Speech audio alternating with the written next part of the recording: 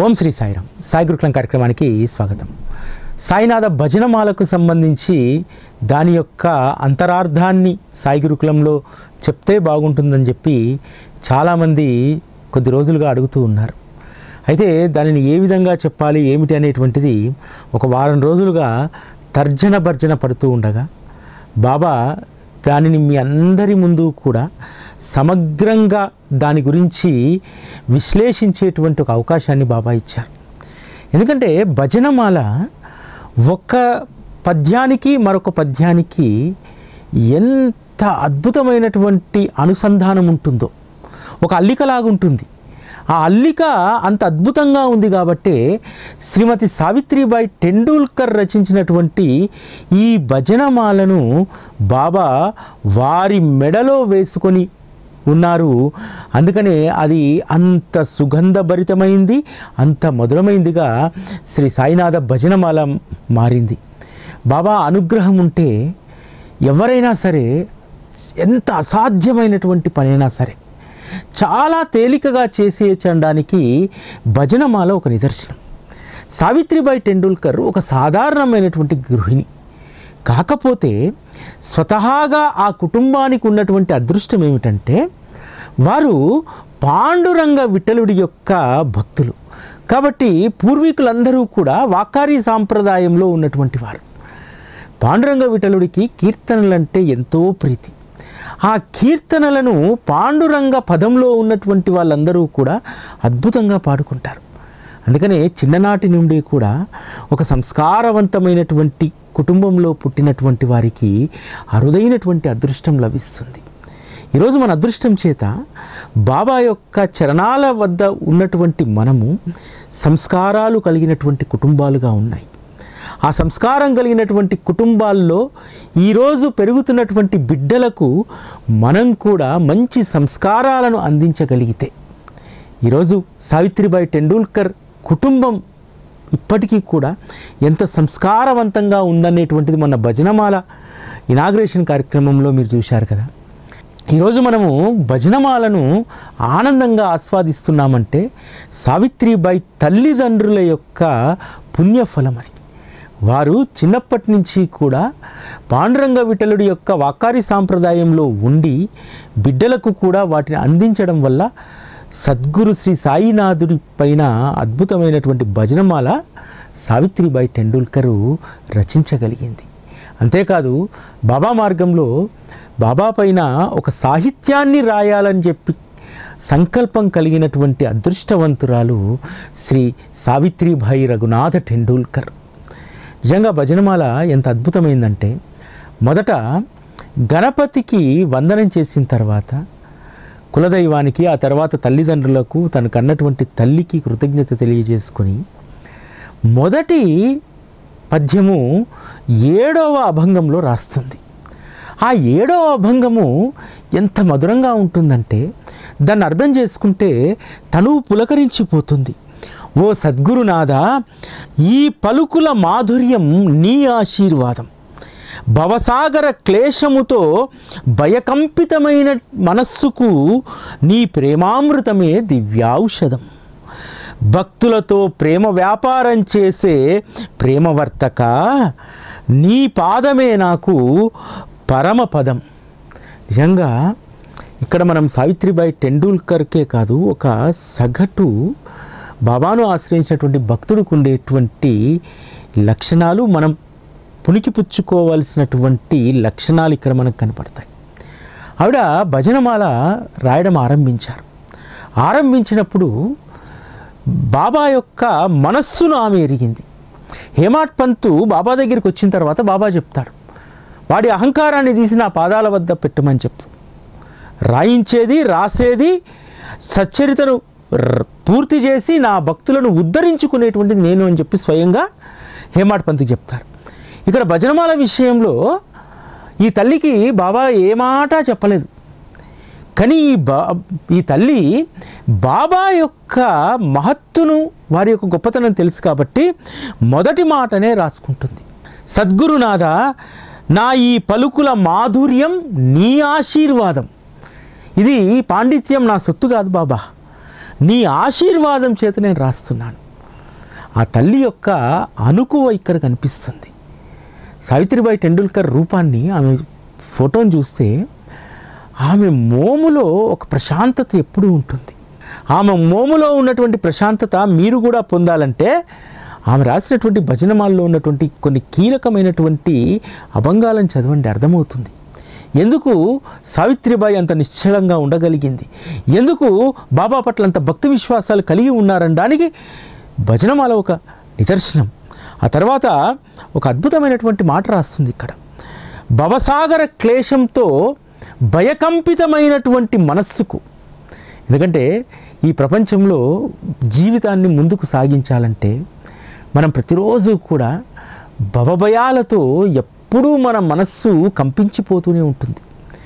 దాని ద్వారా అనేక రకాలైనటువంటి రుగ్మతలు వస్తాయి.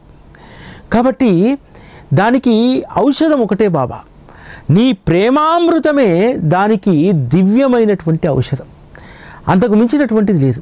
అందుకనే నువ్వు నీ భక్తులతోటి వ్యాపారం చేస్తావు. ఆ వ్యాపారంలో దాగి ఉన్నటువంటిది ప్రేమనే. భక్తులతో వ్యాపారం చేసే ప్రేమవర్తక, నీ పాదమే నాకు పరమపదము అని అంటుంది. ఈ రెండు ఈ లైన్లను కనుక మనము అర్థం చేసుకుంటే బాబా యొక్క తత్వం మొత్తం అర్థమైపోతుంది. ఆయన ఎందుకోసం మనల్ని ఇంత ప్రేమగా చూస్తారు. ఇక్కడ భక్తులతో వ్యాపారం చేస్తావు. నువ్వు ఏం వ్యాపారం చేస్తావు? ప్రేమ వ్యాపారం చేస్తావు. భక్తుడు నీ దగ్గర ఆవగింజంత ప్రేమను దాచుకుంటే, ఆవగింజంత ప్రేమ నీకు సమర్పిస్తే అతనికి నువ్వు కొండంత ప్రేమనిస్తావు. వ్యాపారం అంటే అదే కదా. మనము ₹1 పెడితే ₹10 వస్తేనే వ్యాపారం అంటారు దాన్ని. ₹1 పెడితే పావులా వస్తే కూడా వ్యాపారం అంటారు దాన్ని. కానీ ఇక్కడ ₹1కి బాబా మనకు ఎన్ని రెట్లు ఇస్తారో మనకు తెలుసు. బాబానే సచ్చరితలో చెప్తారు కదా, ఎవరైనా నాకు ₹1 ఇస్తే అందుకు 100 రెట్లు నేను ఇవ్వాల్సి ఉంటుంది మళ్ళీ అని చెప్పి బాబా చెప్తారు కదా. ఇక్కడ ఆవిడ బాబాకు మనం సమర్పించేటువంటిది, బాబా మనతో చేసేటువంటి లావాదేవీలను, ఎందుకంటే దైవానికి భక్తునికి కూడా లావాదేవీలు ఉంటాయి. ఆ లావాదేవీ ఎలాంటిదని చెప్తుందంటే, ప్రేమ అనేటువంటి వర్తకురు వారు కేవలం ప్రేమతో మాత్రమే వ్యాపారం చేస్తారు. వాళ్ళు ప్రేమనే వారికి సమర్పిస్తే వారు మనకు కావలసినటువంటి దాన్ని అనుగ్రహిస్తారు. నిజంగా ఈ ప్రేమవర్తక అనేటువంటి మాట ఎలా రాసిందో అసలు ఎప్పటికీ కూడా నాకు అర్థం కానటువంటి ప్రశ్న అది. అంతేకాదు, మనం చదవడానికి చాలా తేలిగ్గా ఉన్నాయి ఇందులో పదాలు. నీ పాదమే నాకు పరమపదం అంటే ఏమిటి? బాబా పాదం పరమపదం అంది. దాని అర్థం ఏమిటి? మనందరం కూడా స్నేక్ అండ్ లాడర్ ఆడతాం కదా, పరమపద సోపానం. ఇక్కడ నీ కాలు పట్టుకొని ఆ పరమపద సోపానంలో నేను ప్రయాణిస్తున్నాను బాబా.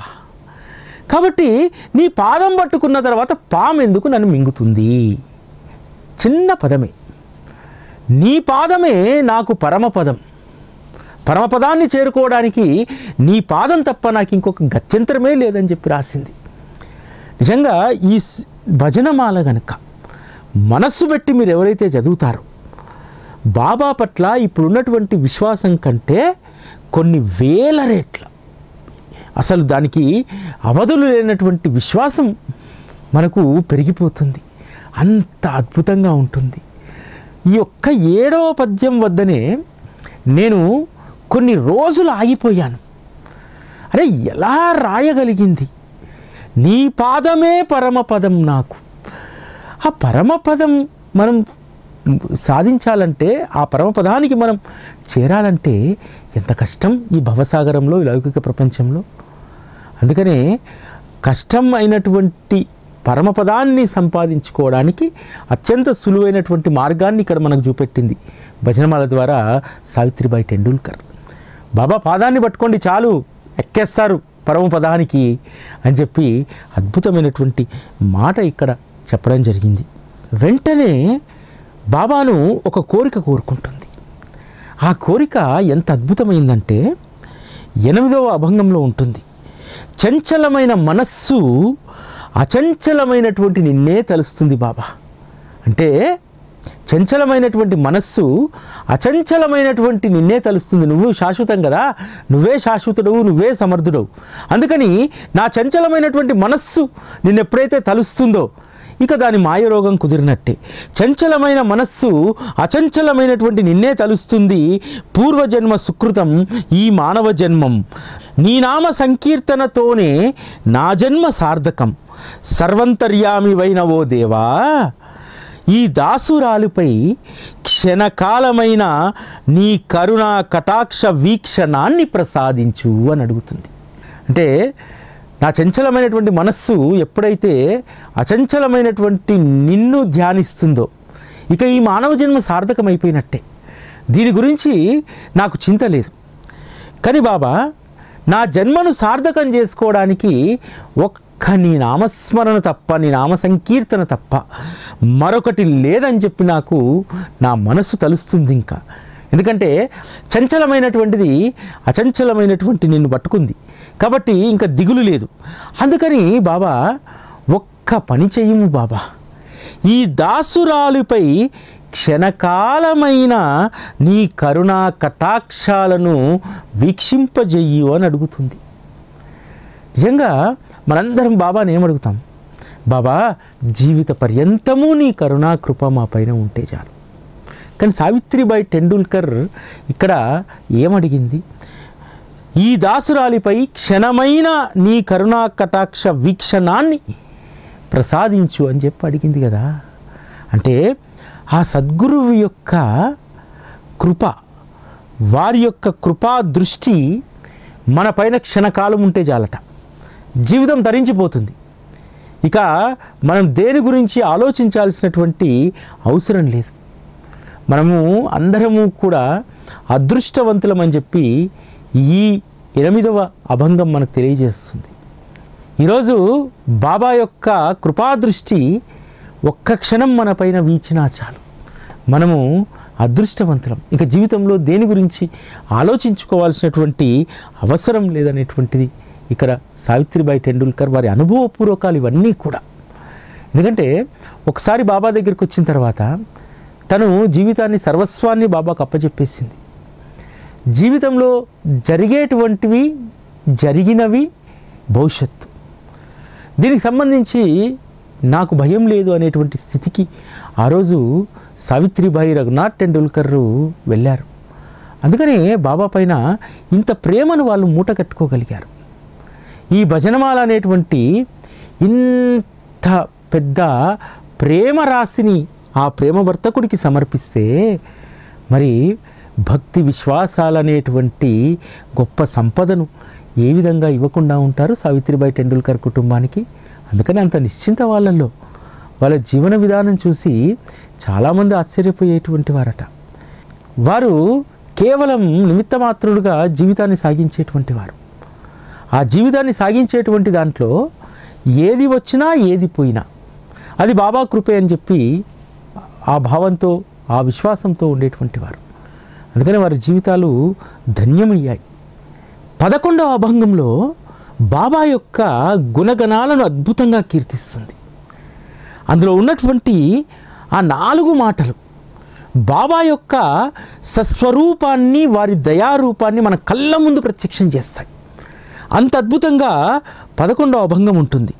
ఓ సద్గురువా, అద్భుతమైన నీ గుణాలను కీర్తిస్తున్నాను. నాస్తికుణ్ణి సైతం ఆస్తికునిగా మార్చే నీ మహిమ అపురూపం. కొందరిని చేయమంటావు నామస్మరణం, మరికొందరిని చేయమంటావు నింబవృక్షానికి ప్రదక్షిణ. ఓ దయానిధి, కొందరి వద్దే పుచ్చుకుంటావు దక్షిణ, ఇంకొందరికి ప్రసాదిస్తావు సంపద, మరికొందరితో చేయిస్తావు వ్యాపారం. ఓ సాయి భగవాన్, ఇదంతా నీకే చెల్లింది. ఓ తండ్రి, ఈ దాసికి నీ చరణాలపై కలిగించు అంతులేని భక్తిని. బాబా, నీ చర్యలు అగాధమైనటువంటివి. ఆ రోజు చాలామంది భక్తులు బాబా దగ్గరికి వచ్చారు. వచ్చినటువంటి వాళ్ళు అనేక మంది అనేక రకాలైనటువంటి గురు పరంపరలో ఉన్నటువంటి వారు, అనేక ఆరాధనలు చేస్తున్నటువంటి వారు. వారిని కేవలము ఒక అద్భుతమైనటువంటి లీల బోధ ద్వారా బాబా కొంతమందిని తన వైపు తిప్పుకున్నారు, మరికొంతమందికి మీరు ఎవరినైతే ఆశ్రయించారు, ఏ గురువునైతే ఆశ్రయించారో ఆ గురువు పట్ల అంకితమైనటువంటి భక్తిని ఇంకా పెంపొందించుకోండి. మీకున్నటువంటి భక్తి ఇది మాత్రమే భక్తి కాదు, ఇంకా విశ్వాసాన్ని పెంపొందించుకోండి అని చెప్పి డాక్టర్ పండిట్ లాంటి వారికి, నాసిక్ నుంచి వచ్చినటువంటి జ్యోతిష్యుడికి, ఎంతమందికి బాబా మీరు ఆశ్రయించినటువంటి గురువు పట్ల ఇంకా బలమైనటువంటి విశ్వాసాన్ని పెంచుకోమని చెప్పారు. సావిత్రిబాయి టెండూల్కర్ రాసినటువంటి ఈ పదము ఆ రోజు కంటే కూడా ఈరోజు చాలా మనం బాబా తత్వంలో చూస్తూ ఉంటాం. చాలామందిని నాస్తికుణ్ణి సైతం ఆస్తికునిగా మార్చే నీ మహిమ అపురూపం. నాస్తికుడు ఎంత పిడివాదు తెలుసా? మనం ఎంత చెప్పినా వాడిని ఎన్నిసార్లు తీసుకెళ్ళి ఎంత గొప్ప ప్రవచనకారు దగ్గర కూర్చోబెట్టినా మారడు. కానీ బాబా తలుచుకుంటే వాడిని ఒక్క క్షణంలో మార్చేస్తాడు, ఒకే ఒక్క క్షణంలో మార్చేస్తాడు. అలా మారినటువంటి వాళ్ళు బాబా మార్గంలో లక్షల మంది ఉన్నారు. ఈరోజు బాబా మార్గంలో వచ్చినటువంటి వాళ్ళలో కాస్త బాబా తత్వాన్ని, జ్ఞానాన్ని వంట పట్టించుకుంటున్నటువంటి వారిలో 80% మంది నాస్తికత్వం నుంచి వచ్చినటువంటి వాళ్ళే. ఆ నాస్తికత్వం నుంచి వచ్చినటువంటి వాళ్ళే బాబా యొక్క జ్ఞానతత్వాన్ని పట్టుకోగలుగుతున్నారు. ఎందుకంటే అసలు ఏమిటో తెలుసుకోవాలనేటువంటి జిజ్ఞాస నాస్తికుడికే ఉంటుంది. అందుకనే బాబా ఎక్కువగా నాస్తికులపైనే దృష్టి పెడతారేమో. నాస్తికులను తన వద్దకు తీసుకొచ్చుకొని అసలు విడదీయనటువంటి బంధాన్ని ఏర్పరుస్తారు. నిజంగా 15-16 సంవత్సరాల ప్రాయం నుండి బాబాను గుర్తెరిగి బాబాకు పూజ చేస్తూ బాబా సచ్చరి చదువుతున్నటువంటి వాళ్ళకంటే కూడా బాబా మార్గంలోకి ఆలస్యంగా వచ్చినా సరే ఎన్నో సంవత్సరాల నుంచి, 40 సంవత్సరాల నుంచి బాబా ఆరాధనలో ఉన్నటువంటి వాళ్ళకంటే ముందు వాళ్ళు ఉంటారు. ఇది నా జీవితమే. ఎందుకంటే నాస్తికుడికి శోధన ఎక్కువ ఉంటుంది.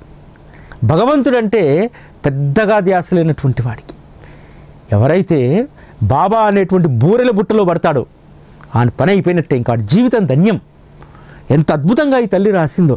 ఇందులో నా గురించే కాదు, మీ అందరి గురించి ఉంది. ఇందులో అందరి యొక్క జీవితాలు ఇక్కడ మనకు ప్రతిబింబింపజేస్తాయి. బాబా యొక్క చర్యలు ఎంత అగాధమైనటువంటివో ఇక్కడ ఆవిడ చెప్పారు కదా. కొందరిని నింబవృక్షానికి ప్రదక్షిణ చేయమంటాం. చాలామంది బాబా ఆ రోజు బాబాను దర్శించినటువంటి వాళ్ళలో చాలామందికి గురుస్థాన్ ప్రదక్షిణ చెప్పేటువంటి వారు. అదేవిధంగా కొంతమంది వద్దే పుచ్చుకుంటావు దక్షిణ, అంతే కదా. బాబా ఒకే మాట చెప్పేటువంటి వారు, భగవంతుడికి ఎవడైతే బాకీ ఉన్నాడో వాడి వద్ద మాత్రమే దక్షిణ తీసుకుంటా అంటారు.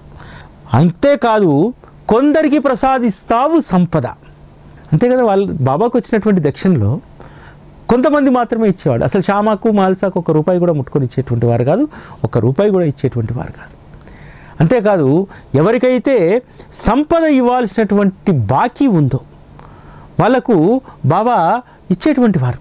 ఒక ముస్లిం రైతు బాబా దగ్గరికి వస్తే అతని పొలంలో బావి తవ్వుకోవడానికి ఆ బ్లాస్టింగ్కి పర్మిషన్ లేకపోతే బాబా నానాసాహెబ్తో అంటారు, ఇతను మన వద్ద ఇంతకుముందు పెట్టె దాచిపెట్టుకున్నాడు, వారికి మళ్ళీ ఆ పెట్టెలో ఉన్నటువంటిదంతా మనం తిరిగి ఇవ్వాలి నాన్న, నువ్వు పర్మిషన్ ఇప్పించి అంటాడు.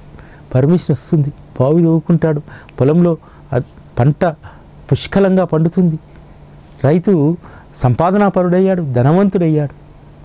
ఇది బాబా యొక్క నేచర్. కొంతమందికి సంపద ఇస్తాడు, ఎందుకంటే వాళ్ళు ఆల్రెడీ బాబా దగ్గర కొంత దాచిపెట్టుకొని ఉన్నారు. మనము చాలామంది దక్షిణ విషయంలో అనేక సంశయాలు ఉంటాయి. ఎందుకంటే ఒకటి గుర్తుపెట్టుకోవాల్సింది ఏంటంటే, ఆ రోజైనా ఈ రోజైనా మనం ఇచ్చేటువంటి రూపాయిలో కానీ పైసా కూడా బాబా దగ్గర పెట్టుకోడు. ఈరోజు కూడా బాబా మార్గంలో సేవ జరుగుతుందంటే ఆ సేవా భాగ్యాన్ని తన భక్తులకు అప్పగించాడు. అందుకనే భక్తుడికి దక్షిణ అనేటువంటి ధర్మాన్ని నేర్పించి ఆ ధర్మంలో ఉంచి ఈరోజు ఆ ధర్మం ద్వారా సమాజానికి ఎంత హితం జరుగుతుంది, ఎంతమందికి ఈరోజు మనం అన్నార్తులకు ఆకలి తీరుస్తున్నాము, అవసరార్థుల అవసరాలను తీరుస్తున్నాము. ఎందుకంటే బాబా మార్గంలో చూడండి, ఏ సంస్థ అయినా సరే దాని యొక్క ప్రథమ ధర్మము సేవగానే ఉంటుంది.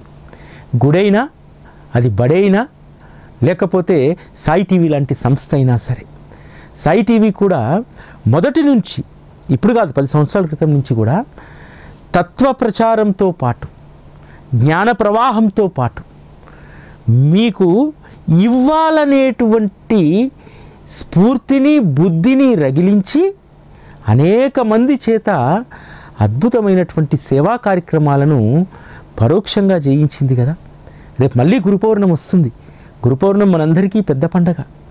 పోయినసారి గురు పౌర్ణమితో నాకు తృప్తి లేదు. ఎందుకంటే పోయినసారి మనం చాలా తక్కువ మంది గురు పౌర్ణమి అర్పణంలో ఇన్వాల్వ్ అయ్యాం. గురు పౌర్ణమి వేళ బాబా పేరు మీద అవసరార్థులకు సహాయాన్ని చేసేటువంటి కార్యంలో మనం ఎంత ముందుండాలి. మనం ఏమన్నా వేల రూపాయలు మనం దక్షిణగా సమర్పిస్తామా? కాదు. మన ఖర్చుల్లో ఒక 0.5% కూడా కాదు మనం గురు పౌర్ణమి సందర్భంగా బాబాకు సమర్పించేటువంటిది. కాబట్టి కొందరి వద్దే దక్షిణ పుచ్చుకుంటావు, కొందరితో వ్యాపారం చేయిస్తావు, మరికొందరికి సంపదను ప్రసాదిస్తావు. సాయి భగవాన్ ఇదంతా నీకే చెల్లింది. అయినా సరే బాబా, నాకు ఈ సంశయాలని నాకు అవసరం లేదు. నువ్వు ఎవరికి సంపాదిస్తావు, ఎవరి నుంచి దక్షిణ తీసుకుంటావు, నాకు అవసరం లేదు. కానీ బాబా, నేను ఒకటే అడుగుతున్నాను. ఓ తండ్రి, ఈ దాసికి నీ చరణాలపై కలిగించు అంతులేని భక్తి. ఈ మాటను మనం బాగా గుర్తుపెట్టుకోవాలి. బాబా మార్గంలో అనేక రకాలైనటువంటి సేవలు ఇవన్నీ నడుస్తూ ఉంటాయి. ఒకానొక సందర్భంగా మనకు కూడా ఒక అనుమానం వస్తుంది. ఆ సేవ నిజమేనా? నిజంగానే మనం ఇచ్చినటువంటి దక్షిణ సేవకు ఉపయోగపడుతుందా? దాని గురించి ఆలోచించొద్దని చెప్తుంది భజనమాల. బాబా, ఒక్కొక్కరితో ఒక్కొక్కరు చేయిస్తావు. దాని మర్మం ఏమిటి, దాని వెనకాల ఉన్నది ఏంటంటే నీకే తెలుసు. కానీ బాబా, నాకు మాత్రము నీ చరణాలపై కలిగించు అంతులేని భక్తిని. బాబా యొక్క గుణగణాలను ఒకవైపు కొనియాడుతూనే అంతులేనటువంటి భక్తిని నాకు ప్రసాదించమని కోరుతుంది. అంటే అంతిమంగా మనందరం కూడా కోరుకోవాల్సింది ఏంటంటే, బాబా, నీ మార్గంలో నాకు ఇతరత్ర వ్యవహారాలు నాకు అనవసరం, అంతులేనటువంటి భక్తిని మాత్రం నాకు ప్రసాదించు. ఈరోజు మనందరం కూడా షిరిడి వెళ్తే ద్వారకామాయికి వెళ్తాం. వెళ్ళినప్పుడు ఒక్కొక్కరికి ఒక్కొక్క రకమైనటువంటి అనుభూతి కలుగుతుంది. మరి సావిత్రిబాయి టెండూల్కర్కు ఏ అనుభూతి కలిగింది?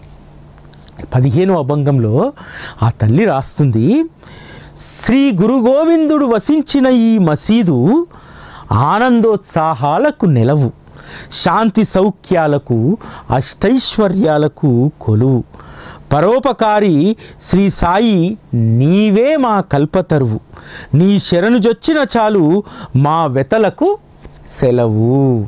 ఒకవైపు ద్వారకామయి ఆశ్రయము ఎంత గొప్పదో చెప్పారు తల్లి.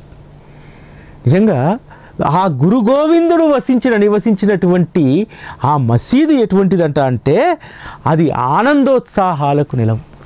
ఆ రోజు బాబా ఎదురుగా చుట్టూ కూర్చున్నటువంటి భక్తజనము ఎంత గొప్ప ఆనందాన్ని అనుభవించి ఉంటారు. వాళ్ళకి ఆనందం తప్ప అక్కడ ఇంకోటి ఏమీ గుర్తుకు రాకపోయేది.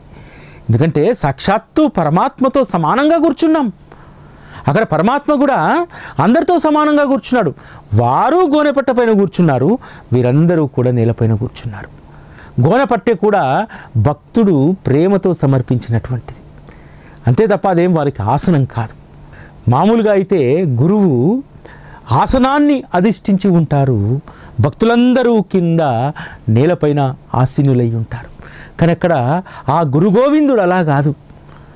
ఆ ద్వారకామయి మాత ఒడిలో వారు కూర్చొని అందరినీ తన చుట్టూ కూర్చుండబెట్టుకుంటే, అంటే తనతో సమానంగా తన బిడ్డలను చూసినప్పుడు కలుగుది ఆనందమే కదా. అందుకనే ఆ ద్వారకామయి ఆనందోత్సాహాలకు నెలవు, శాంతి సౌఖ్యాలకు అష్టైశ్వర్యాలకు అది కొలువు. ఎవరైతే ఆ ద్వారకామయిలో కూర్చుంటారో అక్కడ లభించినటువంటి శాంతి మరెక్కడా కూడా లభించదు. కేవలం ద్వారకామయిలో అడుగు పెట్టకుండానే సభామండపంపై బయట నిలబడి సోమదేవస్వామి బాబాను అవలోకిస్తేనే మనస్సు శాంతించిందే. తన గురువు చెప్పినటువంటి మాటలు చెవుల్లో రింగుమని మోగాయే. నీకు ఎక్కడ మనస్సు శాంతిస్తుందో, ఎక్కడ నీకు శాంతి లభిస్తుందో అదే నువ్వు నిలిచిపోయేటువంటి స్థానం అని చెప్పినటువంటి గురువు చెప్పినటువంటి మాట గుర్తుకొస్తుంది కదా అక్కడ. కాబట్టి ఆ తల్లి ఒడి శాంతి సౌఖ్యాలకది నిలయము, అష్టైశ్వర్యాలకది కొలువు. అంటే ఇక్కడ మనం అర్థం చేసుకోవాల్సినటువంటి అష్టైశ్వర్యాలు ఏంటంటే, ఆ రోజు భక్తులు ద్వారకామయి ఒడిని చేరి అక్కడ ఉన్నటువంటి కల్పవృక్షం మాదిరిగా ఉన్నటువంటి ఆ సాయినాథుని చూసిన తర్వాత వారికి లౌకికపరమైనటువంటి అష్టైశ్వర్యాల పట్ల మక్కువ తగ్గింది. ఎందుకంటే ఆల్రెడీ మేము పొంది ఉన్నాం అష్టైశ్వర్యాలను. గురు గోవిందుడు అనేటువంటి సద్గురు అనేటువంటి ఆశ్రయమే మాకు అష్టైశ్వర్యాలు అనేటువంటి భావంతో ఉన్నారు. అష్టైశ్వర్యాలు అనగానే ద్వారకామయి వెళ్ళి మనం కోరుకునేటి ఆ అష్టైశ్వర్యాలు కావమ్మా. ఆ అష్టైశ్వర్యాలు ఎవరూ కూడా దోచుకపోలేనటువంటివి. సద్గురు కృప అనేటువంటి వారి ప్రేమ అనేటువంటి అష్టైశ్వర్యాలు మనకు దొరికాయి. అందులో ప్రేమ ఉంది, విశ్వాసం ఉంది, దయ ఉంది, కరుణ ఉంది, వాత్సల్యము ఉంది, అనేకం ఇట్లా చెప్పుకుంటూ పోతే అష్టైశ్వర్యాలన్నీ కూడా అక్కడ ఉన్నాయి. ఆ 8టిని కూడా మనం అక్కడ పొందగలుగుతాం. అందువల్ల దేవా, పరోపకారి అయినటువంటి ఓ సాయిదేవా, నీవు సాక్షాత్తు మా కల్పతరువే. ఎందుకంటే ఆయనకు ఇంకొక ఎజెండా లేదు, పరోపకారం తప్ప మరొకటి ఏ లక్ష్యాన్ని బాబా పెట్టుకోలేదు. కాబట్టి ఎప్పుడూ పరోపకారం. కల్పవృక్షము తను ఏది కోరుకోదు, కల్పవృక్షము కోరినవి మాత్రమే ఇస్తూ ఉంటుంది. ఎప్పుడూ కూడా అది ఇతరులకే ఉపయోగపడుతుంది కల్పవృక్షం. అదేవిధంగా శ్రీ సాయిబాబా వారు ఎప్పుడూ కూడా పరోపకారమే, కల్పవృక్షం మాదిరిగా. అందుకే కల్పవృక్షంతో ఇక్కడ వారిని పోల్చడం జరిగింది. చివరిగా మరి చెప్పినటువంటి మాట ఈ అభంగంలో, 15వ అభంగంలో, నీ శరణు జొచ్చిన చాలు ఇక మా వెతలకు సెలవు. ఎస్, మనమందరము కూడా బాబాను ఆశ్రయించిన తర్వాత వెతలకు సెలవు పడిపోతుంది. బాధలు అనేటువంటివి ఉండకూడదు సాధారణంగా. ఎట్లా అంటే, మనకు ఒక రోగం వచ్చింది, అనారోగ్యంతో ఉన్నాం. డాక్టర్ మందు బిల్లు ఇచ్చాడు. మందు బిల్లు ఇచ్చిన తర్వాత చెప్తాడు, పలానా వంకాయ తినొద్దు, పలానా బంగాళదుంప తినొద్దు, పలానా బెల్లం వస్తువు తినొద్దు అని చెప్తాడు. మనం ఏం చేస్తాం, మందులు వేసుకుంటాము, తర్వాత అన్నీ తింటాం. పోయి మళ్ళీ ఏమొస్తుంది, రోగం తిరగబెడుతుంది.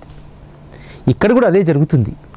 సద్గురువు లభించిన తర్వాత, వారి చల్లని ఆశ్రయాన్ని ఆస్వాదిస్తున్న తర్వాత మనకు ఇంకా బాధలు అనేటివి రావు. ఎందుకంటే నువ్వు అనవసరమైనటువంటి కర్మలు చేయం. కర్మలు చేస్తేనే మనకు మళ్ళీ బాధలు కలుగుతూ ఉంటాయి. అంటే ఒక రూపాయికి ఇంకొక రూపాయిని ఆశించడం, లేకపోతే ఇతరులకు ఫలానా అనుగ్రహం ఉంది నాకు లేదని చెప్పడం, ఇవే బాధలు, కష్టాలు.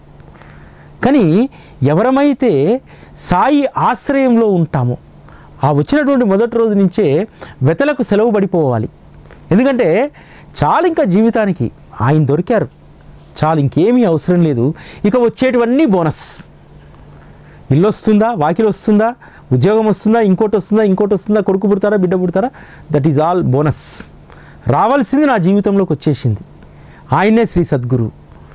ఆ భావనతో ప్రతి భక్తుడు ఉండాలనేటువంటిది భజనమాల చెప్తుంది మనకు. ఇదే విషయాన్ని ఇంకొంత మనకు అర్థమయ్యే విధంగా 17వ అభంగంలో రాస్తారు. గురునామ రుచి ఎరిగినటువంటి జిహ్వ శాశ్వత సౌఖ్యం పొందుగాక, పక్వాలెన్ని ఉన్నా తరింపజేయు గురునామ స్మరణ మరవకు, కుక్కుటానికే మెరుక రత్నం విలువ, రాగి సజ్జలు తప్ప జాగుమాని గురు చరణాలను ఆశ్రయించి జన్మ చరితార్థం గావించవే మనసా. ఓ మనసా, జాగు గావించంటే నువ్వు అలసత్వాన్ని వదిలేసి గురుచరణాలను ఆశ్రయించి నా జన్మ చరితార్థం చేసేటువంటి బాధ్యత నీపైనే ఉంది మనసా అని చెప్పి ఇక్కడ అడుగుతుంది. ఇక్కడ ఆవిడ చెప్పినటువంటి ఒక అద్భుతమైనటువంటి మాట, గురునామ రుచి జిహ్వకు అందిన తర్వాత ఇక మనకు శాశ్వతమైనటువంటి సౌఖ్యం లభిస్తుంది. ఇంకో విషయం చెప్తుంది, జాగ్రత్త, నీ జిహ్వకు అనేకమైనటువంటి పరిపక్వాలు నిన్ను మాయ చేస్తాయి, రుచులు. కానీ ఒక్కటి గుర్తుపెట్టుకో, నిన్ను తరింపజేసేటువంటి గురునామాన్ని మాత్రం మరవకు అని చెప్తున్నారు. నిజంగా ఎంత గొప్ప మాట. గురునామమే జిహ్వకు గొప్ప రుచి, దానికి మించినటువంటిది లేదు. దాన్ని మాయ చేయడానికి రకరకాలైనటువంటి పక్వాలు కలిగినటువంటి అనేక పదార్థాలు నీ నోటికి అందుతాయి, అందినా సరే వాటిని తిను, కానీ గురునామాన్ని మాత్రం మరవకు మనసా, గుర్తుపెట్టుకో అని చెప్తుంది. అదేవిధంగా కుకుటానికి, పక్షులకు, వాటికి వీటన్నింటికీ కూడా రత్నం విలువ ఏం తెలుస్తుంది? రత్నాన్ని అదొక రాయి అనుకుంటుంది. కానీ అవి రాగి గింజలను, జొన్న గింజలను అవి ప్రీతితో తింటాయి. అందుకని మనకు లభించినటువంటి రత్నం విలువను మనం తెలుసుకోవాలి. ఆ సద్గురువు యొక్క గురు రత్నాన్ని మనము మన జీవితంలో పొదిగించుకోవాలి అనేటువంటి మాట ఇక్కడ ఎంత అద్భుతంగా ఒక్క పదంలోనే ఎన్ని భాష్యాలు భజనమాల్లో ఉంటాయో. బాబాను మనందరం కూడా అనేకం అడుగుతాం, అడిగేటువంటి దాంట్లో రకరకాలవి ఉంటాయి. ఇక్కడ మనం ఏమి అడగాలో ఆ కోరికలను తనకు తానుగా శ్రీమతి సావిత్రిబాయి టెండూల్కర్ ఇక్కడ సద్గురువుని అడుగుతుంది. దేవా, శ్రీ సాయి దేవా, ఈ మూఢ మనస్సు 3 కోరికలను కోరుకుంటుంది. ఎవరి ఎడల ద్వేషభావం లేని స్వచ్ఛతను ఆపాదించి మరలా నిన్నొక్కసారి గాంచే భాగ్యం నా తొలి కోరికగా మన్నించు. నిన్ను కలిసిన నేను సైతం పంచభూతాలలో లీనమవ్వాలన్న ఆర్తి మలి కోరికగా భావించు. మోహమాయలో పడక సదా సత్యమునే పలకాలన్న నా సంకల్పాన్ని చివరి కోరికగా మన్నించు అని అడుగుతుంది. ఎంత న్యాయమైనటువంటి కోరికలు కావా! ఎవరి ఎడలా కూడా ద్వేషభావం లేకుండా ఉండేటట్టు నన్ను అనుగ్రహించి మరలా నిన్నొక్కసారి కలుసుకునేటువంటి భాగ్యాన్ని కలిగించి, అంటే మరుజన్మలో కూడా ఎవరి పట్ల ద్వేషభావం కలగకుండా ఉంటే మనసులో ప్రేమే ఉంటుంది కదా. చివరి వరకు ఆ ప్రేమతోనే బాబాను మనం ఆరాధిస్తూ ఉంటాం కదా. కాబట్టి దాన్ని నేను నింపుకుంటాను. ఎవరి పట్ల ద్వేషభావం లేకపోతే నీ పట్ల ప్రేమ నా హృదయంలో నిండుతుంది. కాబట్టి మరొకసారి మరుజన్మలో కూడా నిన్ను తెలుసుకునేటువంటి అనుగ్రహాన్ని ఇవ్వమని చెప్పి మొదటి కోరిక కోరింది. రెండవ కోరిక, నిన్ను కలిసిన నేను సైతం ఈ పంచభూతాలలో లీనమవ్వాలనేటువంటి ఆర్తిని మలి కోరికగా మన్నించంటుంది. శరీర భ్రాంతిని కోల్పోయి పంచభూతాలలో లీనమవ్వాలనేటువంటి కోరికను అడుగుతుంది. చివరి కోరిక, మూడవ కోరిక ఎంత అద్భుతమైందంటే, మోహమాయలో పడక సత్యమునే పలకాలనేటువంటి నా సంకల్పాన్ని చివరి కోరికగా మన్నించమని చెప్పి అడుగుతారు. మాయామోహం లేకపోతే ఇక సత్యమే కదా ఉండేది. కాబట్టి అటువంటి సంకల్పాన్ని మనం బాబాను ఏమడుగుతాం? కారు కావాలి, బంగ్లా కావాలి, అది నాకు ఎట్లా వస్తుందో తెలియదు అని అడుగుతాం. కానీ ఇక్కడ సత్యాన్ని ఆ తల్లి కోరుకుంది. మాయామోహాల్లో పడకుండా ఎప్పుడూ నేను సత్యాన్నే పలకాలి బాబా, కానీ ఇది నా వల్ల కాదు, ఆ కోరికను మీరు తీర్చాలి, మీరు అనుగ్రహిస్తేనే జరుగుతుందని చెప్పి ఇంత అద్భుతమైనటువంటి సారం ఈ భజనమాలలో దాగి ఉంది. చూద్దాం బాబా ఎన్ని ఎపిసోడ్లు చెప్పిస్తారు, ఎన్ని ఎపిసోడ్లు చెప్పిస్తే, ఎంత శక్తి ఇస్తే, ఎంత జ్ఞానాన్ని ఆయన ప్రసాదిస్తే మీ ముందు భజనమాలను అంత సమర్థవంతంగా నేను ప్రజెంట్ చేయగలుగుతాను. ఆ బాబాను మీరందరూ కూడా కోరండి. శ్రీ సాయి భగవానుని ఒక మంచి జ్ఞాన ప్రవాహాన్ని ఈ భజనమాల ద్వారా మనందరికీ అందించాలని. ఓం శ్రీ సాయిరాం.